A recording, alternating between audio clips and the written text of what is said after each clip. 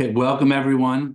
Thank you for coming out this evening to honor the amazing career of Ron Kampeas, JTA's longtime Washington bureau chief. Before we get started with the evening, I just want to first take a moment to thank all of our supporters who helped make this evening possible. And okay, we'll take a second.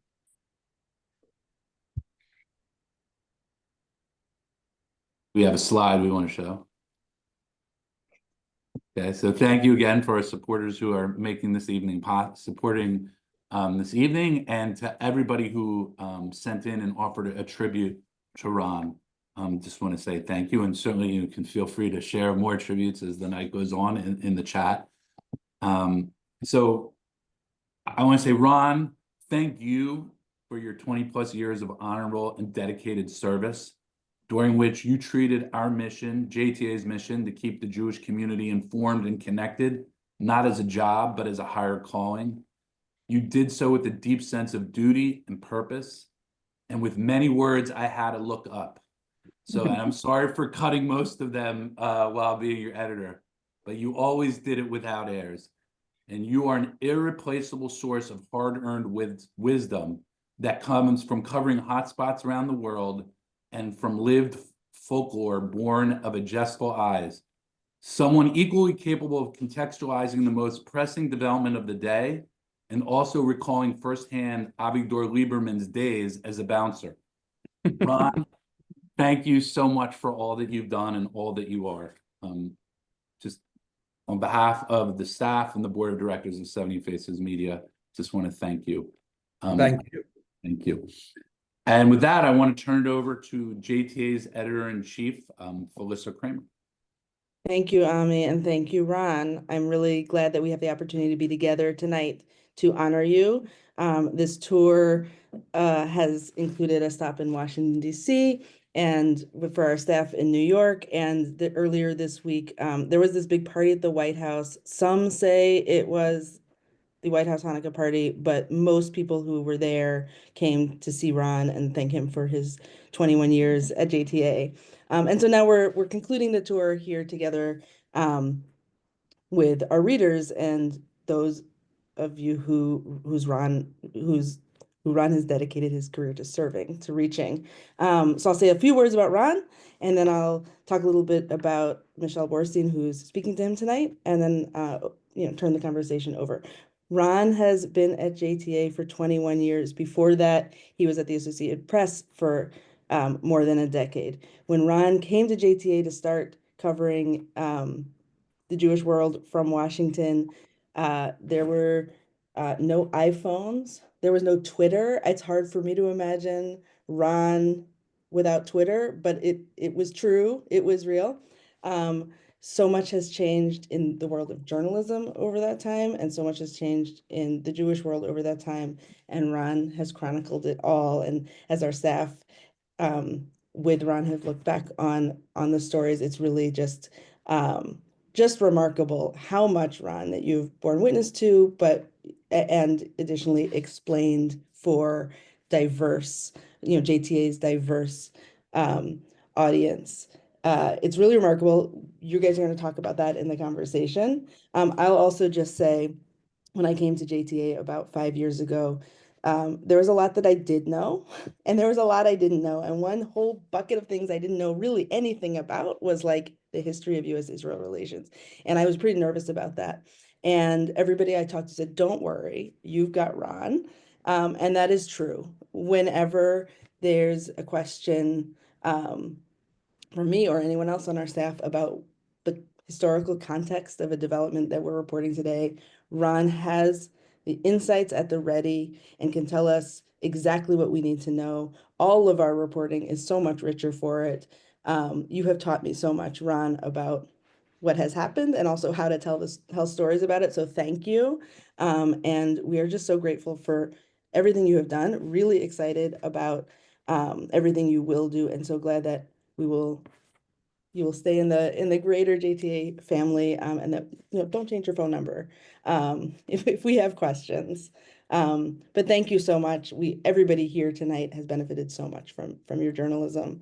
So you guys have heard me interview Ron before. We don't need to do that tonight. Instead, we have the special treat of having Michelle Boorstein from the Washington Post here to have that conversation. So Michelle is the Washington Post national reporter covering religion, faith, and spirituality. She's covered these topics for 18 years, everything about it. And her reporting is award-winning, and I'm sure you all have read it. And so we're just very lucky to have Michelle here to talk to Ron, and I will turn things over to both of you. Thank you.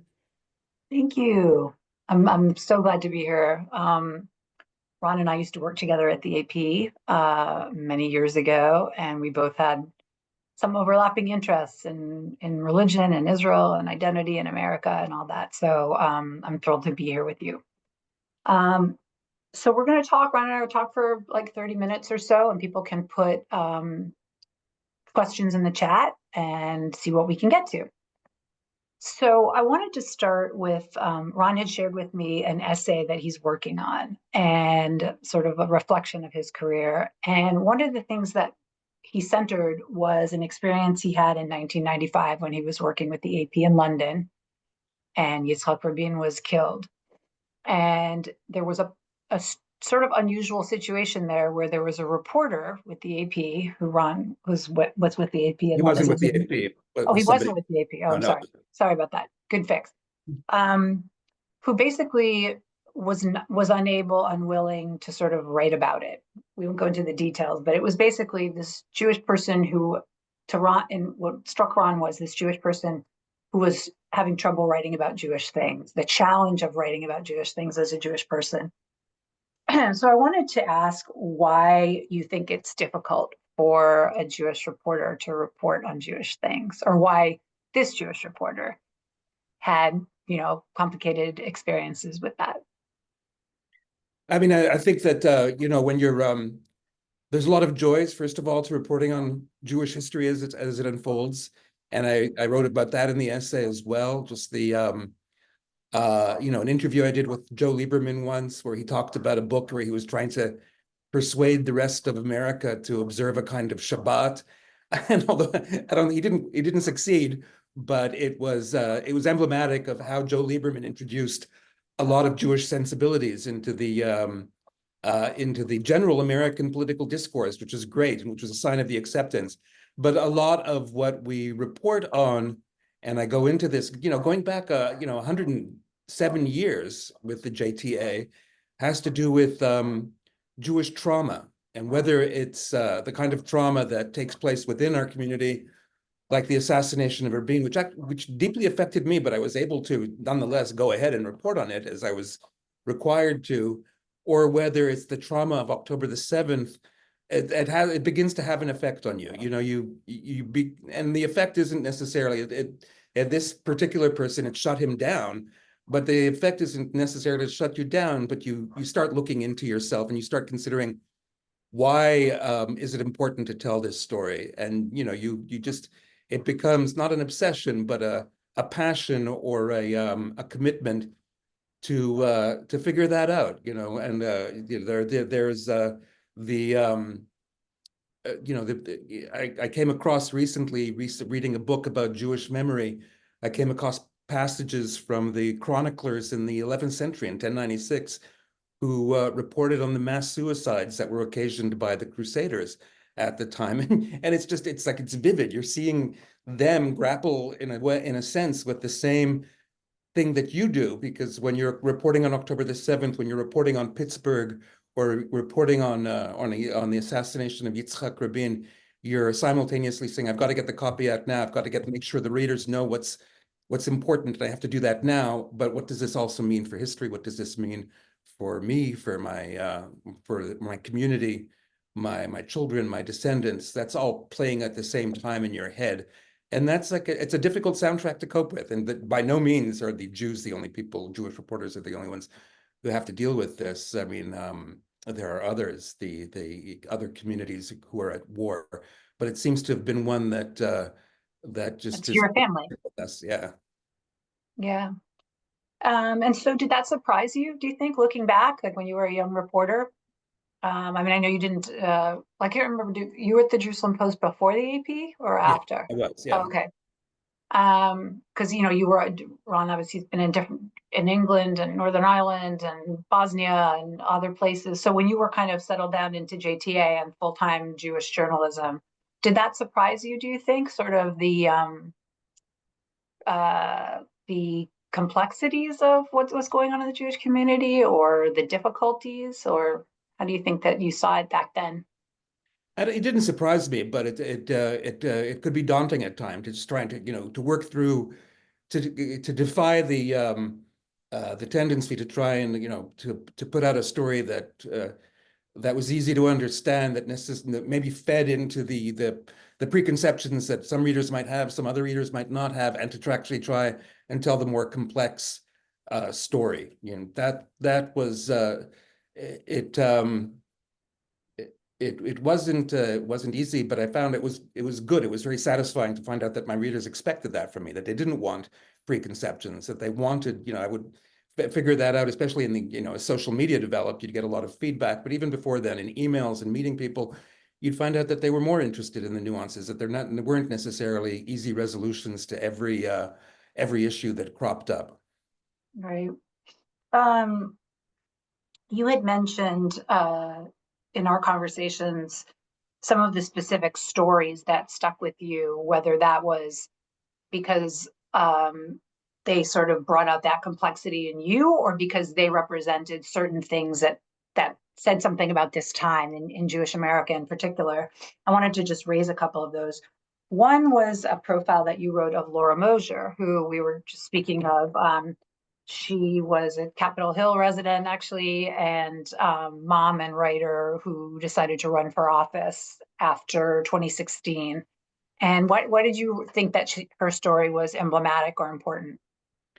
I mean, I first covered her in 2018 when she was part of this sort of cadre of women who were just running in 2018 because of propelled by what they perceived the threat that they perceived that Donald Trump posed to women's rights. And a lot of them got in. She didn't. She ran in Houston, and then she wrote this extraordinary essay for the New Yorker about why she moved to Berlin. She picked up and moved to Berlin, and it was because she had encountered anti-Semitism from centrist Democrats while she was running in Houston. She was a Bernie Sanders-backed progressive.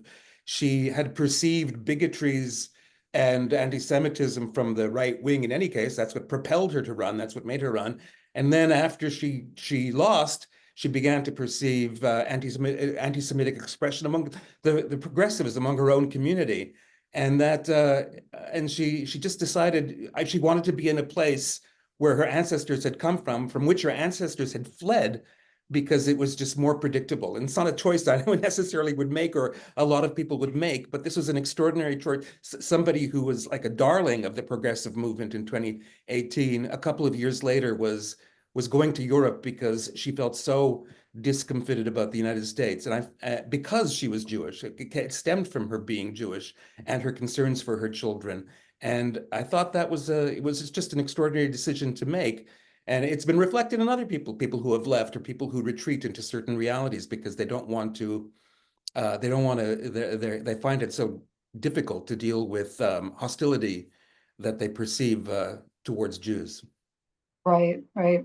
And as you said before, it's not only a Jewish story. I mean, at this point, there's so much conversation about pluralism in nations, whether what we're sort of struggling with is is pluralism in a sense. You also wrote about this really extraordinary, and envy the way you can write about news and reporting with your personal reflection. And Ron wrote a beautiful essay in 2023 about how covering the Pittsburgh murders tested you as a Jewish journalist. Again, you spoke before about sort of just the general trauma, but you also had talked about this, like, sort of, I don't know if you would say uncovering then, or if it was just really brought out in a more powerful way because of that incident, sort of this dual existence of Jews between, comfort and sort of threat. Do you think that's an important dichotomy? I mean, I don't know if you feel we are threatened or it's just the reality of those two things at the same time. I mean, a guy walked into uh, a guy walked into a synagogue uh, and killed 11 Jews. And he didn't do it because he was insane. The thing that the prosecution was able to prove at the trial, that the U.S. attorneys were able to prove, is that he was thoroughly sane, and that he was part of that he understood what he was doing, and what he was doing was something that existed as part of the American body politic. And what struck me was that there were 3 congregations that gathered at the Tree of Life Synagogue, that shared the Tree of Life Synagogue, and they were all robust and proud expressions of being Jewish. There were 2 conservative, there was 1 Reconstructionist. The Reconstructionists expressed themselves, they expressed their Judaism in part through their championing of immigration and immigrants. And then there's the fear that, that stops Jewish expression throughout history of somebody like that man, I don't want to name him, walking in and killing 11 people. And, how do you reconcile that? I think, and that's the Pittsburgh community really struggled with that. How do you how do you sustain robust Jewish expression when it can invite that kind of reaction? And so that really, I'd never seen it so stark. The 2 Jewish stories, as I put it in that essay, conflict with each other at the same time in the same place. And so that really riveted me, I guess, is the Right. way. Yeah. Do you think you were changed? I mean, do you feel that somehow changed what you were interested in or your perspective? I think it was cumulative. I think that, and I covered Charlottesville and the deadly attack there a year before, and I think that made me aware, in a different way, the same way October the 7th made me aware that there's no kind of total refuge from these things. That there's like I said, I don't want to focus only on the sad and Right. there's a lot of wonderful positive stories. What I find is that as a Washington reporter, I don't get to report on those stories that much. When they put together the album for me, there was a story I completely forgot, the retirement album, where I interviewed like a Jewish kid reporter during the 2019 primaries, an Oh, 11-year-old who was reporting. That was great. He was like he was really enthusiastic about being a reporter, and he was really wanted to ask Biden. Biden was his, I think he was right. It turned out the kid was prophetic. He thought that Biden would be the nominee, and he wanted to ask Biden a certain particular questions, and that was great. And those are like really good stories. But I find that my colleagues tend to, they run the more fun stories about trends in Judaism, things like that. And I have to cover politics, but yeah, I mean that's so did it change me? Did it change how I looked at things? I began to realize, again, you saw it in October the 7th, that there is a certain unkillable antagonism, hatred towards Jews that we're always going to have to take into consideration. yeah. So speaking of journalism, obviously that could be a whole other session. And I've lived through the same era as you, and its impact is very different from back when we started before all the, social media and, Yeah. zillions of other competitors of different types. So I guess I'm interested in that. Do you think that journalism is a worthwhile endeavor with all of you talked about the negativity. I mean, a lot of people are, I personally think we're in a very tight, dysfunctional relationship with each other, with readers, because people want stories that will address things that they're concerned about, and also, we also want to write about things that are upbeat as well. So you kind of got a lot of different currents going on, and also just with such a huge constellation of sources, it can be difficult to see if you're having an impact. Do you think it's worthwhile? Yeah, I mean, I think it's worthwhile. I think it would be worthwhile to report, to keep on reporting, even if we're shouting into the dark, because somebody's going to at least, there'll be a historical record one day, and it'll be written by people who are committed to getting out an accurate version of the events, even if nobody's reading them contemporaneously. Oh my So, gosh, that sounds like a very grim image. I'm just saying, I'm using the extreme. So even if we ever Yeah, got, yeah, it would be, it would be important to report on these things. I think that, I mean, it is, one does kind of despair occasionally because we're experiencing the siloization, which is a terrible word, but I don't know how else to put it, of of of how we absorb news. We go to the places we want to go to, instead of, we go to the places that affirm our worldview rather than to the places that might challenge our worldview. And that concerns me, and it becomes harder and harder to sustain a commitment. I mean, but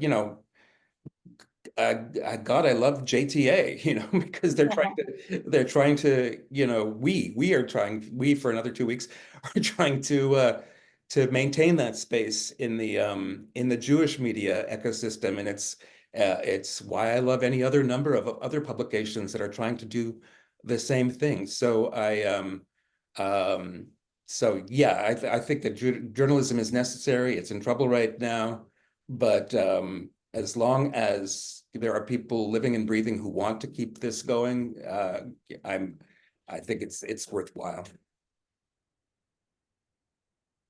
Are there, we talked a little bit about this earlier, are there particular people, whether it's fiction or nonfiction or journalism, or people that you think like, these are the people that helped me understand this Jewish moment?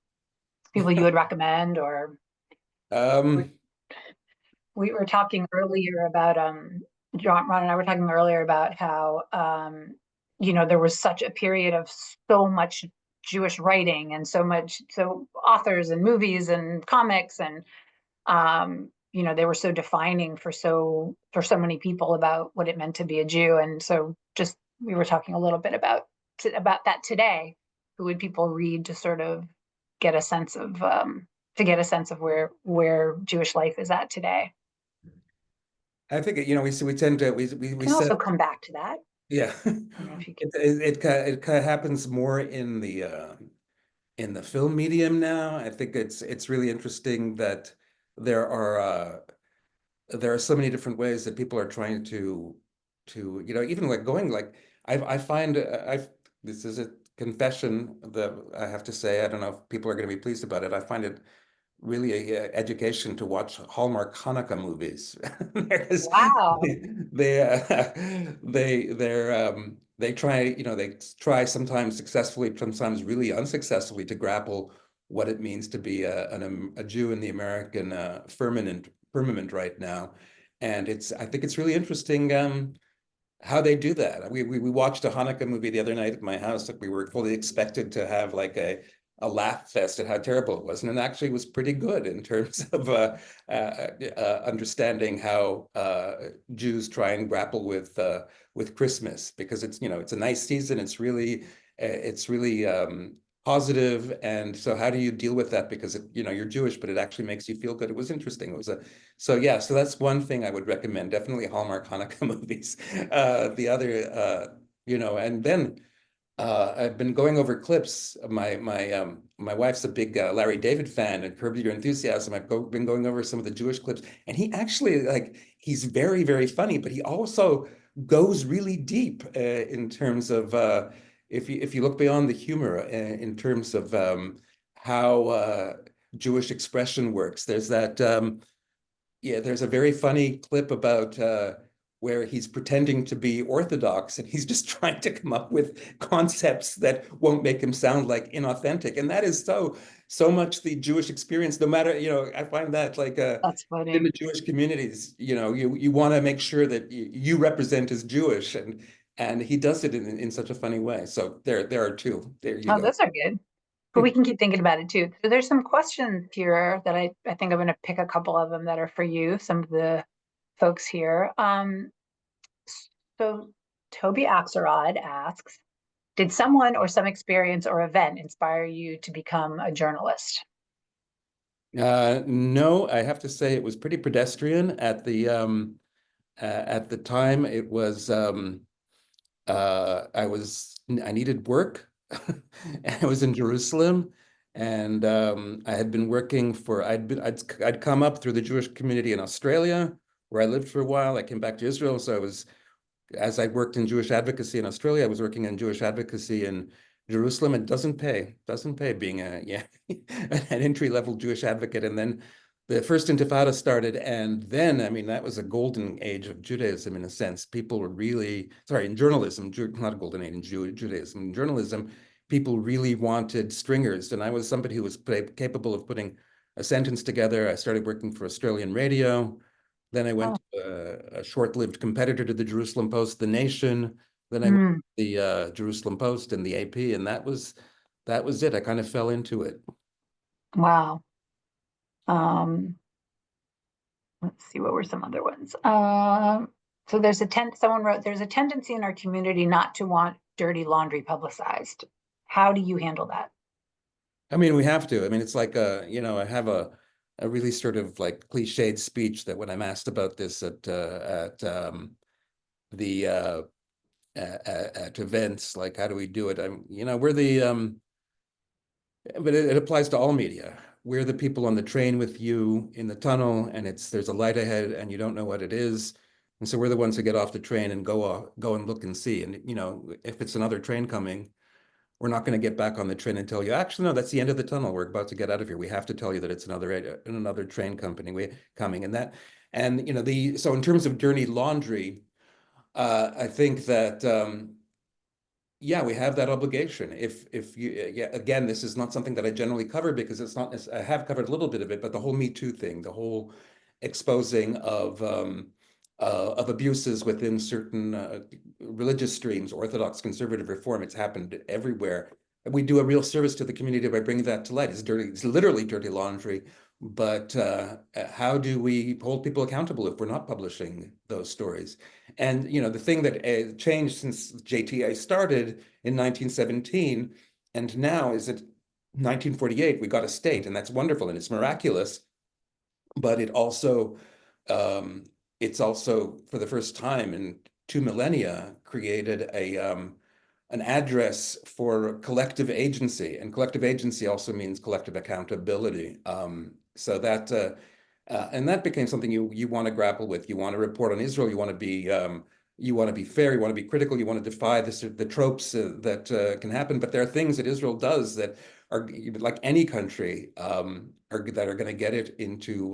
They're going to bring scrutiny, and you have to be there. That doesn't affect us so much because we're reporting on something else. But it's certainly something that I learned when I was working at the Jerusalem Post, because you're covering Israel from deep inside. You want to be accurate, and you want to make sure that there's enough there for people to achieve accountability. What about covering, in the US and politics in Washington, obviously part of that is Jewish institutional life. And in all of the United States, institutional life is not as strong or as respected or that kind of thing. People don't have the deference to institutions and automatic respect. Obviously, journalists, we know that. So how do you kind of get a sense? I mean, how difficult is it to sort of be authoritative about the Jewish community, what institutions you're covering, and who qualifies as a leader? And has that gotten more difficult over your decades? There's a great adjective called organizational.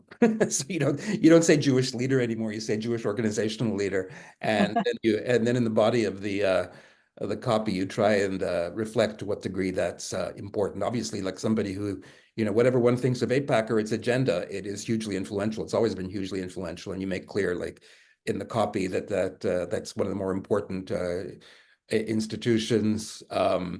Otherwise, you describe what the institution is and whom they represent, and you try and say, you try and convey how representative they are. And a lot of it is like, there's data to support some of it in terms of the size of an institution or membership.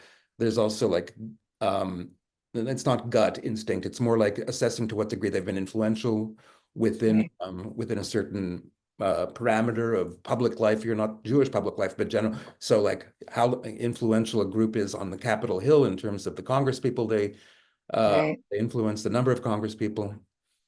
Does it feel like, how would you sort of characterize the role of Jewish groups in DC compared to when you started? I mean, it's more diverse, first of all, because when I started, the preeminent pro-Israel lobby is AIPAC, and it still is. I think J Street has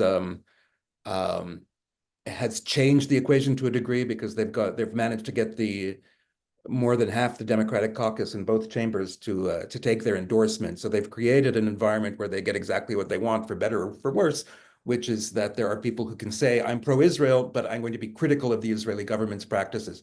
That was like it wasn't unimaginable, but it just wasn't that. It wasn't mainstream. It wasn't mainstream, and now I think it is mainstream. So it certainly changed in that way. Right. So not take another question. What do you see, besides the subject matter, what do you see as the difference between Jewish news outlets and other news outlets? I mean, we're covering things. I used to liken it to being a mid-sized city reporter. We're covering this imaginary city that is the Jewish community that exists. Not, we don't have streets and avenues, but we have kind of officials, and we have tendencies, we have trends, and we have dining, and so we have a website called Nosher where you can talk about Jewish, where you can read about Jewish food, and so it's just like that. I'll tell you, actually, it's funny. A couple of years ago, a few years ago, I had to renew my congressional press pass. So I go to the Congressional Press Gallery and I have my check written out for $10. I think I have everything.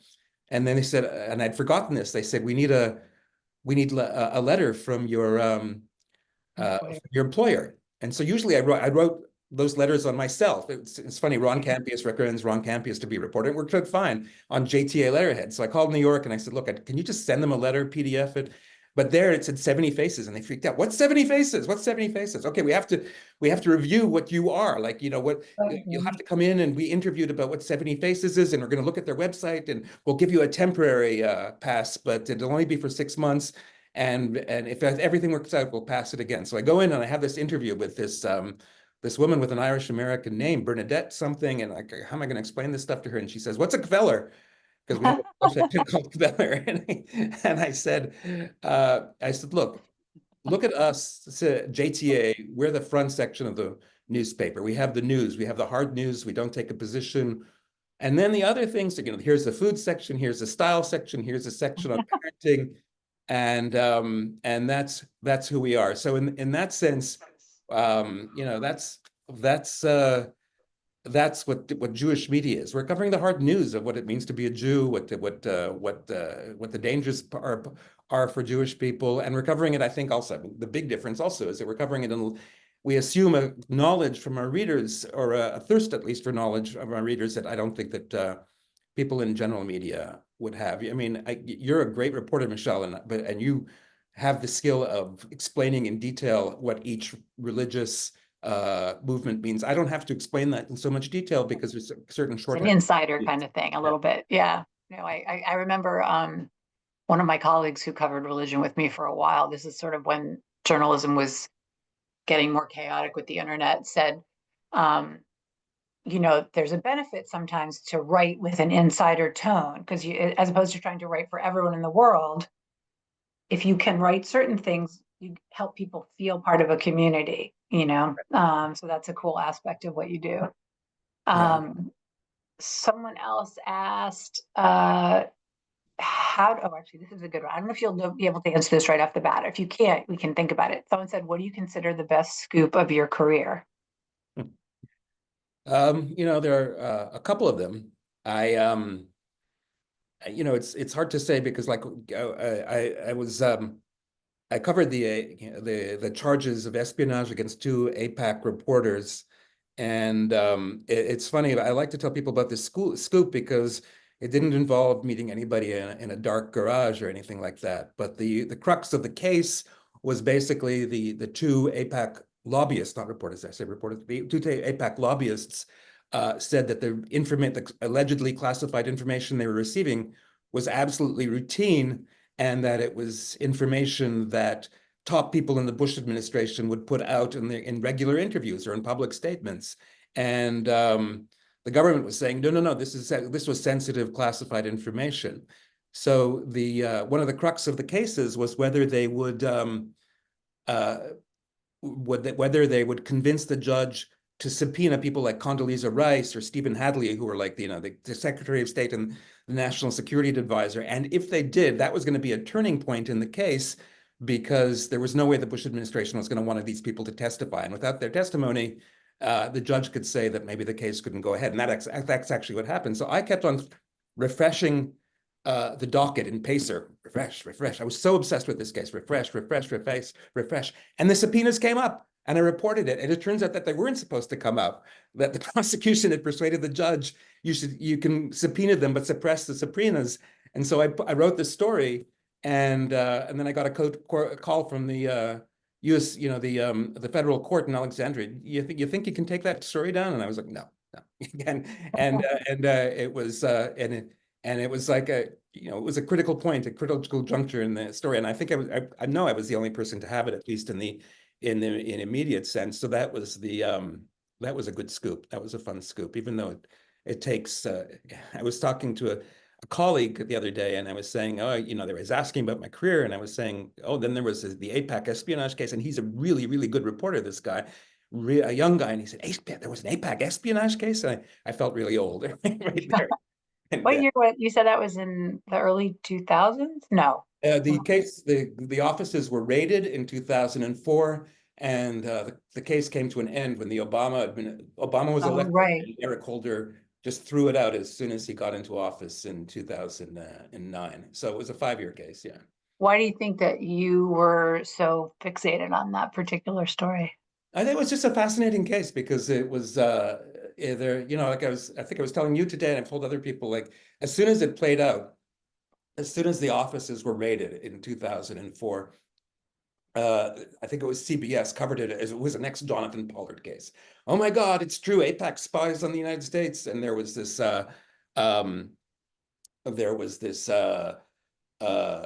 and that was reductive, and it was silly, and it was buying into, I think, like what the government wanted the story to be. And then there was this pushback there from certain like pro-Israel media. Oh my God, the government is stacked with anti-Semites. There's a deep state of anti-Semites that are out to get AIPAC, and that was also reductive.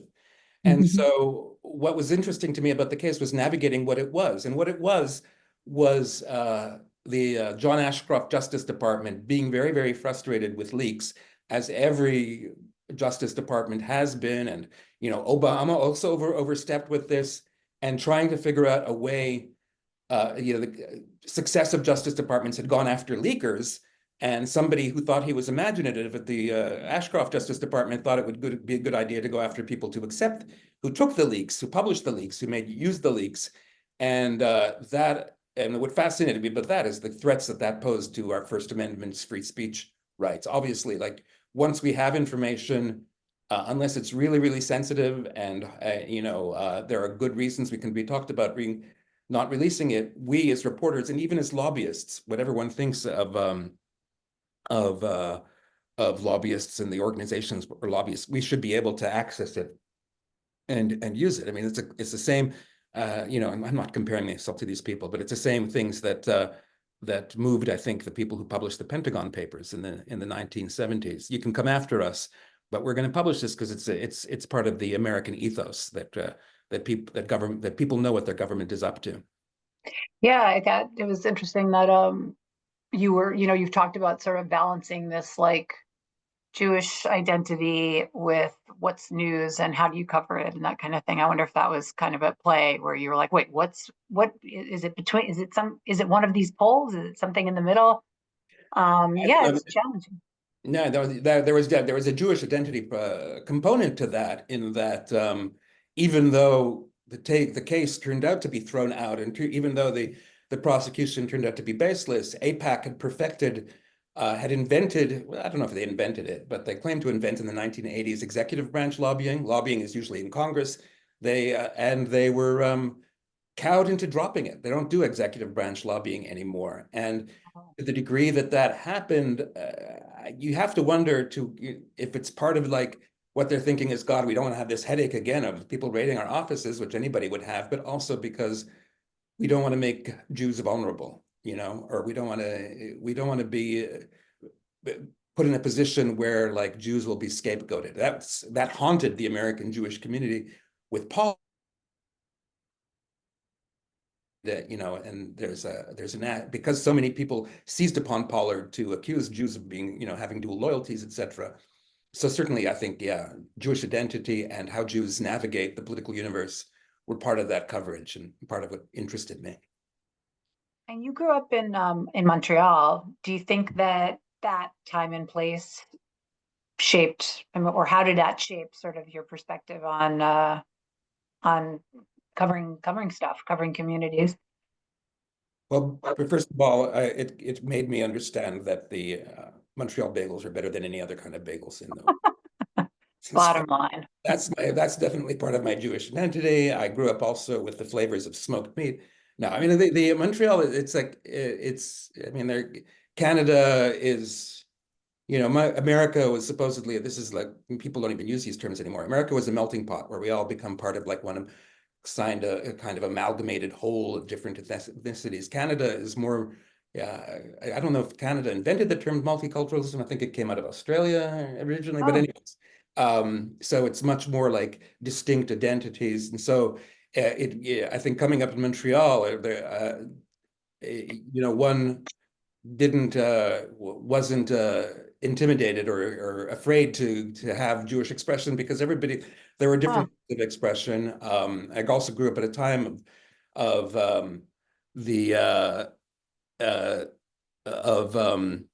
tensions between French Canadians and Quebecois and Anglo-Canadians in Quebec, and that certainly was interesting in terms of how identity is expressed. Identity can be as simple as two people speaking different languages, and so that was interesting. Identity is not necessarily as complex as some people would have it.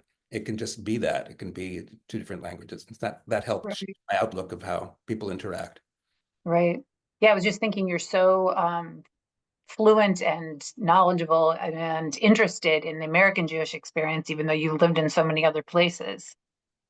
Well, yeah, I mean, the American diaspora is fascinating. I mean, it's just like this. You know, the first major article I wrote for The Nation, which was this little, not The Nation here, but The Nation in Israel, with this little attempt to compete with the Jerusalem Post, was about Jewish power. Does it exist? I still have that somewhere in my clippings library, and like that, it just fascinated me. Why do people perceive that Jews have power? What is Jewish power? And you know, and it's amorphous. It goes in and it goes out.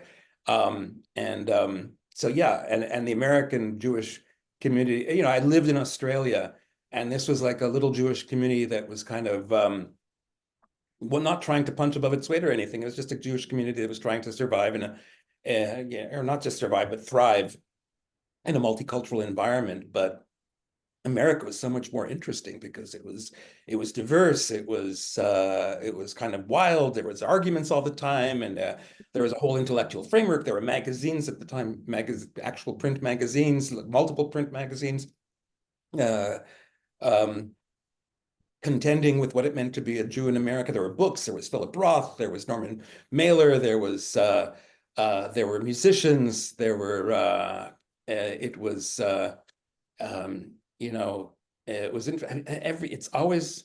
it's always been fascinating to me. I mean, like you know, there is this whole one of the things that struck me, and you mentioned like, well, who do you think you would go to for Jewish identity? There was this very kind of masculine Jewish identity that became preeminent in the 1960s with writers like Norman Mailer and Philip Roth and actors like George Segal and Elliot Gould and Richard Benjamin. And then there's this, and it's I don't know if it's like as popular anymore. There's this great movie from 1972, The Heartbreak Kid, and it's Rabbi Elaine May. It stars oh God, what was his name? I forget the actor, but her daughter actually plays his wife in the movie. And it deals with how corrosive Charles Grodin, someone just, he said. Charles Grodin, right. It deals with how corrosive sort of male Jewish anxiety and aspirations in the 1960s and 70s were for Jewish women. And it deals with it very honestly and very frankly. And that's a great movie to like, and but it's also American. How many other Jewish communities are not just talking about being Jewish, but what it means to be a Jewish woman in this community, what it means to a Jewish man. So of course that stuff is fascinating. Someone else asked, what is the most memorable interview you've ever conducted? Most memorable interview I've ever conducted. You talked to Barack Obama, you talked to Yehuda Amichai, you talked to I loved Yehuda Amichai. He talks in poetry. He talked in poetry. He was wow. he said when he once told me, and I forget what the context was, but he said, I like to go out onto the balcony and you see that hill over there from my balcony? That's where I defended myself against Jordanian soldiers. You see that hill over there? That's where I first kissed your mother. That's like, and he's just throwing these things off in an interview. It's like that's wonderful. And then I was going to tell you, I think the most impactful interview I might have had was with Barack Obama during the 2008 election. I managed to get an interview with him, and I didn't know what to ask him. No, I did know what to ask him. I asked him, I didn't know how to close the interview. I asked him all the political questions, and I closed the interview, and it was in April 2008, and I said, so where are you going for Passover? And he said, what? And I said, where are you going for Passover? And you must have been invited to a Seder, right? And he said, I like Passover. He evaded the question. I like Passover. It's my favorite Jewish holiday, blah, blah, blah. And then I found out, I insist that I caused this. I don't know if I caused this, but I insist that I caused this. He went up to Jewish staffers and he said, what are you doing for Passover? And he went to their Seder. And then from that Seder, I do know from the Seder that he had when he was on the campaign trail in Pennsylvania in April 2008, he launched the idea for White House Seders. And so since then, to the degree that there have been White House Seders, it's become I'm sure it's because of my interview. Yeah. It sounds like it was. I beg your pardon? It sounds like it was. Maybe. What do you think are this is me mooching as a religion reporter. What do you think are, let's say, the top 2 or 3 most important stories coming up this year in the Jewish world? Well, first of all, I would say how one defines anti-Semitism. It's going to be a big story, particularly with the Republicans. In the literal definition, or sort of just the continuing discussion? Like, you mean the official definition discussion? Yeah, the official definition, or how one applies the term anti-Semitism. I just wrote a story now. The Republican-led House published a report on anti-Semitism, and it focuses, and they said it would focus, it's not a surprise that it does this, it focuses entirely on campuses. At the time of on the day that Mike Johnson, the speaker, announced that he was going to launch 7 committees looking into anti-Semitism on campuses, I was there. It was on a holiday, Mike Johnson. It was on Passover, but I actually went. And I asked him, so why don't you do a whole of anti-Semitism report? Because today, for instance, there was a neo-Nazi march in West Virginia. It just happened that it happened, or it was the weekend before the press conference, a couple of days ago. And he said, well, that's, that kind of anti-Semitism on the right, that's a thing that more for local people to deal with, like local authorities. And this is more a federal issue. But I mean, there's a bigger issue as to to the degree to which each side is weaponizing anti-Semitism.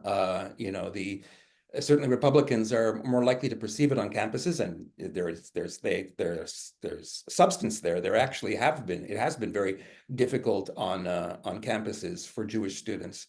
But then you also have the once unthinkable rise of neo-Nazi or proto-Nazi or white supremacist anti-Semitism, and it's mainstreaming to the degree that you've had the the mainstreaming of the Great Replacement theory, which in its original form is the theory that Jews are paying people of color to invade the United States. It's been sanitized to a degree, but it's been mainstreamed on the right as Democrats are bringing in migrants because they want to make Republicans a permanent minority. Both theories are baseless, both have, but one has the echoes of the other. And like, how do we cope with that, and how we're going to deal with that? And so over the next year, I think you're going to see, because of the Republican sweep, you're going to see much more a focus on anti-Semitism on the left and the problem on the campuses, and anti-Semitism as it's expressed through anti-Zionism and the sort of the efforts to make being supportive of Israel a pariah status. That's going to be the hyper focus because of, in the United States, who is in power, and I think there will be pushback, I think, from the left, and if in terms of focusing, and Jews are going to be caught in the middle, and you're going to get people saying over and over again, like they tell me over and over again, you're not doing it right unless you're doing it from both sides, and so that's going to be one issue. Wait, you mean they said you're not covering it right if you're not covering it on both sides? Is that what you meant? Yeah. You're not dealing with anti-Semitism. If you're a politician and you're not you're trying to, you're not dealing with anti-Semitism, you're not dealing with it right unless you're dealing with it from both sides.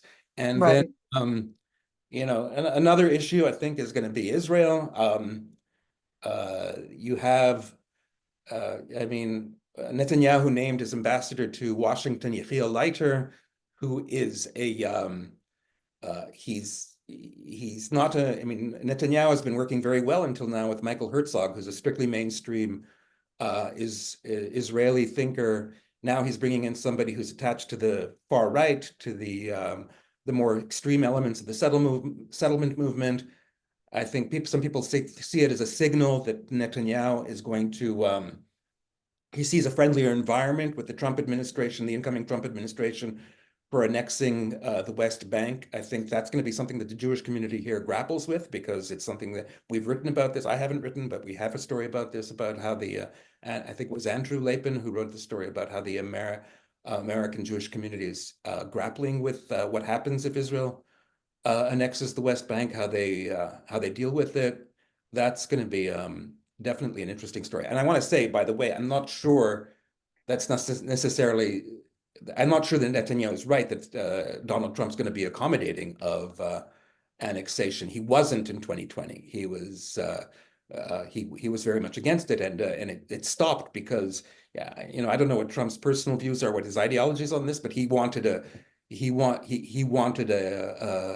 major Middle Eastern peace deal, and he got it. He got the Abraham Accords, but he got it by stopping Israel from annexing then. And he wants that now again. He wants to bring Saudi Arabia into the Abraham Accords, and he might, for that reason, he might resist annexation. So those are two issues. Yeah, those are two big ones. Thinking about sort of, this balance that you've talked about of being a Jewish journalist and being a Jewish person, of sort of, what do you think, what are the things that give you like the most optimism about this time? I don't know if that seems like a crazy question at the moment, but yeah, I mean, in the bigger picture, what is it that gives you sort of optimism or hope at this point, and things that you would encourage people to look for in Jewish life? Well, first of all, one of the things that gives me optimism are the staff meetings we have, where people who are 30, 40 years my junior are just as dedicated to these issues as I am. And they're like, really thinking about them in ways that I'm thinking about them. And it's just wonderful to see among young people. That's awesome. Yeah. And they, and I think that expression, that grappling is just, it's not just in the JTA newsroom, it's across the Jewish community. And I think that's great. I think, we've done a good job, American Jews. We've raised a good generation of Jews who are really wondering what it means to be Jewish, how to apply that, what the expression should be, and that gives me a lot of optimism. When I go out and I talk to people at conventions or in this, and I read the stuff that I see people on social media. I mean, there's a lot of toxicity on social media as well, but there's just so much also, just, I guess we have to get off on X and move to blue sky, but there is so much thoughtfulness and engagement. And that's, that's really, that's nice. Yeah, that's a cool aspect of getting older, is like we've kind of got our things, we're still looking, comparing things to the past, and young people bring all their new ideas and energy and questions. That's great that you see that enthusiasm. Yeah, it helps balance the drinking less and having to eat better food. Yeah. Right, and having to go to physical therapy and whatnot. Yes. Anyway, well, I think we're going to close with that, but it's been awesome to have you as a thought partner and as a conversation partner. And I know that you can see there's so many people here who are just loving you and will miss you and are toasting your career. And Ron did mention to me that he has an unfinished play. So I don't know if any of you will ever get to see the next phase Oh, of it's Ron. finished. I just never Oh, it's finished. I never tried Published very it. hard to get it performed, but yeah, it's finished. But you got more writing in you. Yeah, hopefully. Yeah. More writing, yeah, just more relaxing. Yeah. Yeah. Well, thank you again for being with us, everybody. And thank you, Ron. Thank you.